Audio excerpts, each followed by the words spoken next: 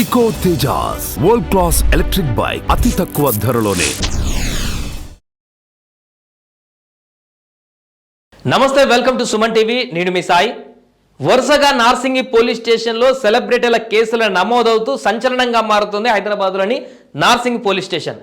Raj Tarun Lavanya case, తర్వాత Johnny master case, తాజాగా Harsha Sai case, వరుస కేసులతో సెన్సేషనల్గా మారుతుంది నార్సింగి పోలీస్ స్టేషన్. ఎందుకు వరుసగా ఇదే పోలీసుల స్టేషన్లో కేసులు నమోదవుతున్నాయి, ఎందుకు ఇక్కడే నమోదవుతున్నాయి, దీనికి సంబంధించి మనం మాట్లాడదాం. మనతో పాటు సీనియర్ జర్నలిస్ట్ విజయ్ ఉన్నారు. విజయ్, ఏంటి నార్సింగి పోలీస్ స్టేషన్లో వరుసగా అనుకోకుండా జరుగుతున్నాయా, లేకుంటే ఒకదాని తర్వాత ఒకటి జరుగుతున్నాయి ఏంటో తెలియదు, కానీ వరుసగా నార్సింగ్ పోలీస్ స్టేషన్లో ఈ సెలబ్రిటీ కేసులన్నీ కూడా నమోదవడం?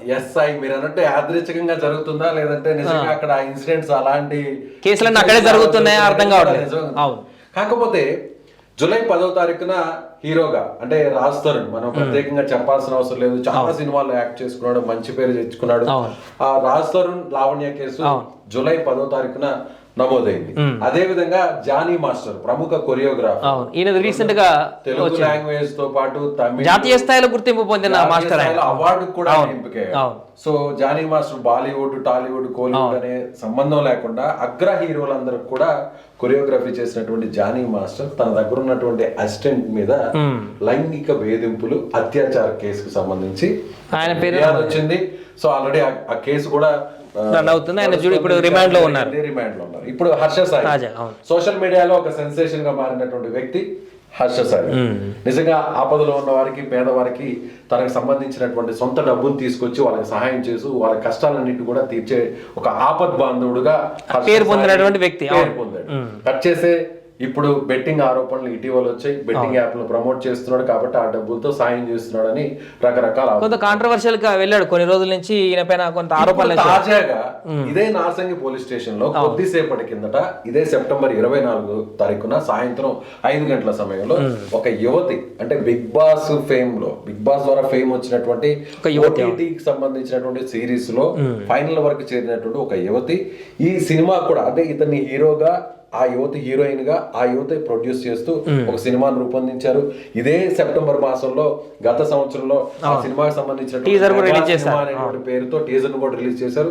చాలా మంచి రెస్పాన్స్ వచ్చింది. మీరు అన్నట్టుగా నార్సింగి పోలీస్ స్టేషన్ వరుసగా 3వ కేసు ఇది 2-3 నెలల్లో. రాష్ట్రాల్లో ఇటీవల కాలంలో ఒక పోలీస్ స్టేషన్ పేరు ఈ స్థాయిలో వార్తల్లోకి రావడం బహుశా ఇదే మొదటిసారని నేను అనుకుంటున్నాను. అవును, ఎందుకంటే వరుసగా ముగ్గురు చాలా పెద్ద సెలబ్రిటీలే, జాతీయ స్థాయిలో గుర్తింపు పొందిన సెలబ్రిటీలే.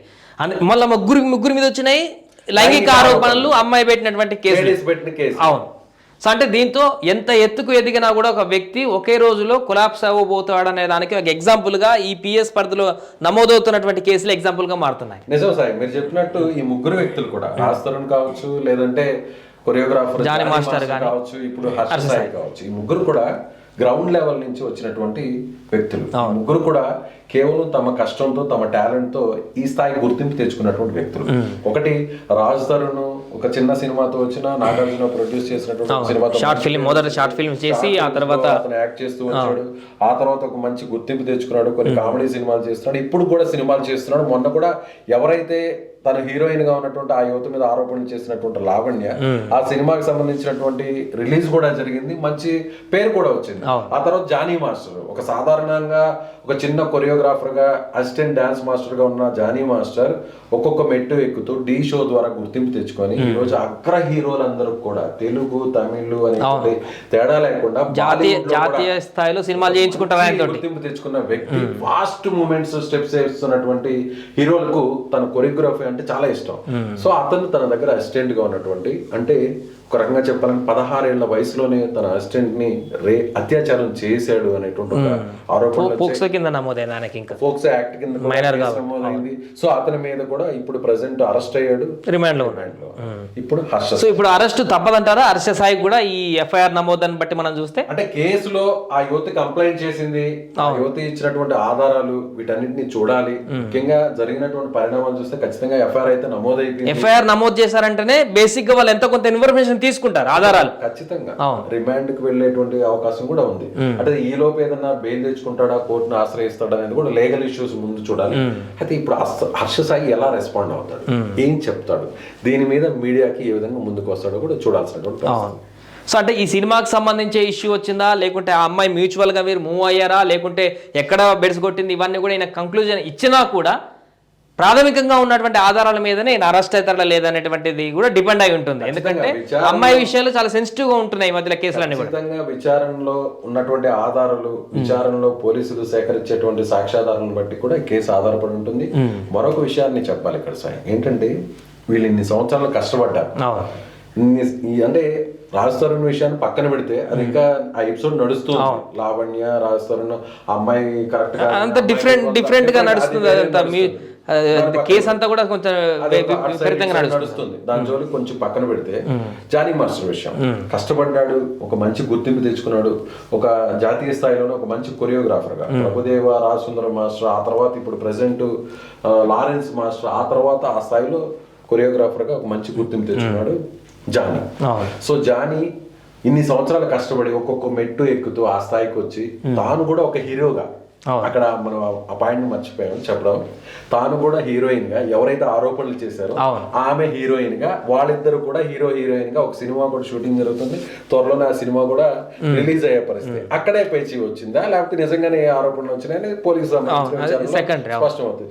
ఇక్కడ కూడా హర్ష సాయి కష్టపడ్డాడు ఒక మామూలు యూట్యూబర్ గా, హెల్త్ కంటెంట్ వీడియోస్ చేసుకుంటూ, ఆ తర్వాత సస్పెన్స్ థ్రిల్లింగ్ సంబంధించినటువంటి వీడియోస్ చేసుకుంటూ, ఆ తర్వాత ఇలాంటి కంటెంట్ అంటే పేదలకు సాయం చేస్తూ, ఒక్కసారిగా వాళ్ళకి హెల్ప్ చేస్తూ, పేదలకి కష్టాల్లో ఉన్న వారికి హర్ష సాయి దిక్కు అనే విధంగా ఒక పాపులారిటీ తెచ్చుకున్నటువంటి హర్ష సాయి ఇప్పుడు హీరోగా, ఆమె హీరోయిన్ గా, కంప్లైంట్ చేసిన యువత హీరోయిన్ గా, ఆల్రెడీ సినిమా నడుస్తుంది, టేజర్ వచ్చింది. సో ఒక్కసారిగా లైంగిక ఆరోపణలు వచ్చాయి, ఆ అమ్మాయిని అత్యాచారం చేసేటువంటి ప్రయత్నం చేశాడు, న్యూడ్ ఫోటోలతో, వీడియోలతో బెదిరించాడని ఆ అమ్మాయి కంప్లైంట్ చేసింది. మేబీ ఆ వాట్సాప్ లో అలాంటి ఆధారాలు ఏమైనా ఉంటే అది కొంచెం స్ట్రాంగ్ గా మారేటువంటి అవకాశం ఉంటుంది కేసు. ఒక్కొక్క మెట్టు కష్టపడి పైకి ఎక్కిన వ్యక్తులు, ఇలాంటి సెలబ్రిటీస్ ఒక చిన్న సెన్సిటివ్ ఇష్యూ దగ్గర మొత్తం కొలాప్స్ అయ్యేటువంటి పరిస్థితి ఉంటుంది. అవును, అంటే మనం చేశారా లేదా అనేది పక్కన పెడితే ఇలాంటి ఆరోపణలు రావడం వల్ల నిజంగా ఇలాంటి డ్యామేజ్ అయ్యేటువంటి పరిస్థితి ఉంటుంది, కోలుకోలేరు మళ్ళీ. చాలా సందర్భాలు మనం చూసాం. ఇన్ కేసు వాళ్ళు తప్పు లేకపోయినా కూడా ఆ తప్పు లేదు అని తెలుసుకోవడానికి చాలా టైం పడుతుంది, అప్పటికే జీవితం అంతా కొలాప్స్ అయ్యింది. చాలా మంది సెలబ్రిటీలు అది జరిగింది. ఇక్కడ ప్రమేయం లేకుండా ఆరోపణలు అయితే ఎవరు ఇన్ కేసు తప్పు జరిగి ఉంటే ఖచ్చితంగా శిక్ష అనుభవించాల్సిన పరిస్థితి ఉంటుంది. అంటే నిజంగా వీళ్ళ ఇన్వాల్వ్మెంట్ ఎంత ఉంది లేదనేది పక్కన పెడితే మహిళల పట్ల వాళ్ళు చేసేటువంటి వాళ్ళ పట్ల మనం అనుచితంగా ప్రవర్తిస్తే, వాళ్ళ పట్ల మనం ఇలాంటి వేధింపులు గురి చేస్తే ఏం జరుగుతుంది అనే దానికి ఎంత పర్ఫెక్ట్ ఎగ్జాంపుల్ వీళ్ళు ముగ్గురే. 3 నెలలలో ఎంత పెద్ద వ్యక్తి అయినా, ఎంత పెద్ద సెలబ్రిటీ అయినా, ఎంత పవర్ ఉన్నటువంటి వ్యక్తి అయినా కూడా అమ్మాయిల పట్ల సక్రమంగా లేకపోతే, అమ్మాయిల వద్ద సక్రమైనటువంటి బిహేవియర్ లేకపోతే, వారి సంపాదించినటువంటి క్రెడిట్, సంపాదన అంతా కూడా కొలాప్స్ అవుతుంది అనే దానికి ఒక ఎగ్జాంపుల్ గా వీళ్ళని మరలా చెప్పుకోవచ్చు అందరికీ కూడా. ఎన్ని సంవత్సరాలు ఒక్కొక్క మెట్టు పైకెక్కిన వ్యక్తులు ఒకే ఒక కారణంతో ఒక్క రోజులో మొత్తం అంతే మొత్తం కొలాప్స్ అవుతుంది. ఏం లేదు, చిన్న మిస్టేక్. ఈ ముగ్గురు, అందులో పర్టికులర్ గా ఈ ఇద్దరిని ఒక ఎగ్జాంపుల్ చెప్పు. బట్ హర్ష సాయి ముందుకు వచ్చి ఇంకా ఈయన వర్షన్ ఏంటని చెప్పి ఏంటి అనేది కూడా చూడాలి. బట్ తను ఇంకా మీడియా ముందుకు రాలేదు. ఇప్పుడు ఎక్కడున్నాడు, ఎస్కేపింగ్ లో ఉన్నాడా, పారిపోయాడా, లేకపోతే పోలీసులు ముందుకు వస్తాడా, పోలీసులు విచారణకు హాజరవుతాడా, ఏం జరుగుతుందని పెద్దగా మీడియా ముందుకు ఎప్పుడు కూడా రాడిన ఎక్కువ ఇంటర్వ్యూలు ఇవ్వడు. బేసిక్ గా ఎక్కడో రేర్ గా ఇంటర్వ్యూలు ఇస్తుంటాడు.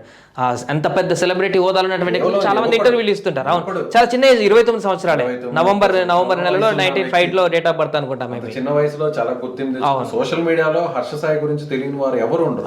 చాలా మంది ఈవెన్ సాయి చాలా మంది బాధితులు, నిజంగా బాధల్లో ఉన్నవారు, అప్పులైపోయిన వారు, కష్టాల్లో ఉన్నవారు, అనారోగ్య సమస్యల్లో ఉన్నవారు, మమ్మల్ని ఎవరు ఆదుకుంటారు, ప్రభుత్వాలు ఆదుకుంటాయో లేదో పక్కన పెడితే, నిజంగా సినిమా పెద్ద పెద్ద స్టార్లు ఏమన్నా ఆదుకుంటారో లేదో తెలియదు, కానీ హర్ష సాయికి కాంటాక్ట్ అయితే చాలు, ఆ టీం ని అప్రోచ్ అయితే చాలు, హర్ష సాయి ద్వారా మాకు ఎంతో కొంత సాయం అందుతుంది అనేటువంటి నమ్మేవారి సంఖ్య ఇటీవల కాలంలో చాలా జరిగింది.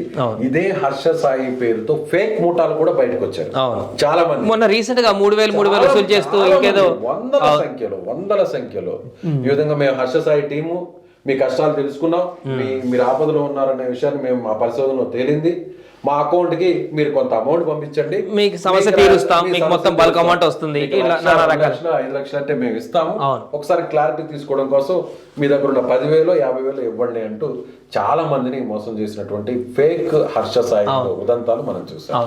రైట్, వరుసగా విజయ్ మనం ఈ రాజ్ తరుణ్ కానీ జాన్ మాస్టర్ కానీ ఇప్పుడు హర్ష సాయి కానీ వరుసగా 3 ఇన్సిడెంట్లు నార్సింగ్ పిఎస్ లో నమోదవ్వడము, వరుసగా సెలబ్రిటీలందరూ కూడా నెలల పరిధిలోనే ఒక అమ్మాయి విషయంలోనే ఆరోపణలు ఎదుర్కొని ఈ రకమైనటువంటి చట్టపరమైనటువంటి సెక్షన్లు కానీ వాటికి సంబంధించినటువంటి లీగల్గా ప్రొసీడింగ్స్ కానీ ఎదుర్కోవడం అనేది సంచలనంగా మారింది. ఏదేమైనా కూడా హర్ష సాయి కేసు ఏ విధంగా ముందుకు వెళ్ళబోతుంది, ఆయన అరెస్ట్ చేస్తారా, రిమాండ్కి తీసుకువెళ్తారా, ఆయన ఎలాంటి ఆన్సర్ ఇస్తారు, ఆయన తరపు లాయర్ ఎలాంటి సమాధానం చెప్తారనేది వేచి చూడాలి.